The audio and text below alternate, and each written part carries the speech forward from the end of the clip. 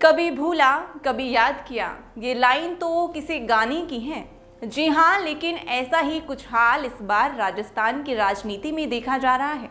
कभी भूला कभी याद किया, लेकिन सीएम के पद के लिए किसी का नाम न लिया।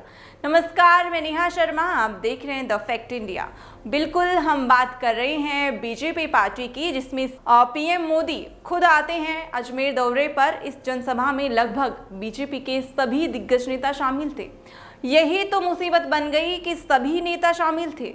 अब सीएम की कुर्सी भला किसे नहीं चाहिए, सभी अपनी अपनी जगह बनाना चाहते हैं पीएम के सामने।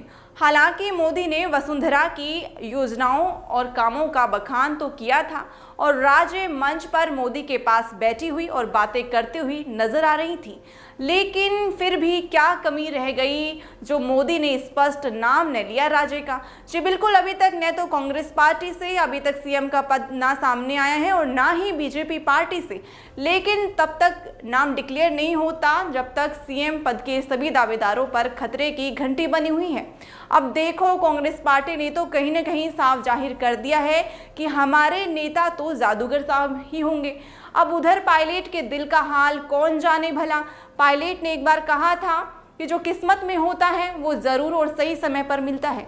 तो अब ये लाइनें पायलट के खुद के धैर्य के लिए ही काम आएंगी। तो उधर जयपुर और जयपुर के आसपास के क्षेत्रों में पूनिया जी जनता के दिल से दिल मिला रहे हैं। जनता का कहना है, राजे जब खुद सीएम नहीं होती हैं तो 4 साल तक दिखते भी नहीं हैं, गायब रहती हैं। वहीं पूनिया जी जनता का हाल समय समय पर पूछते रहते हैं, पर पार्टी में ये बात समझाए कौन, वहाँ तो राजे ही राजे हैं। तो क्या इस बार बीजेपी अपना सीएम चेहरा राजे को ही बनाएंगी?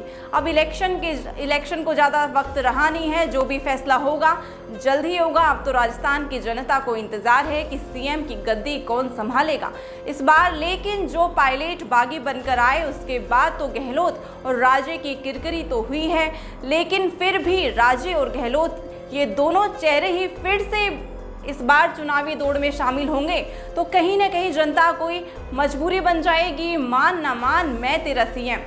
अब भ्रष्टाचार की खबरें सामने आने के बाद जनता विकल्प चाहती है। बहरहाल अब देखना बाकी यह है कि कौन होगा सीएम ऑफ राजस्थान। आप देख रहे हैं द फैक्ट इंडिया, मैं आपके साथ नेहा शर्मा।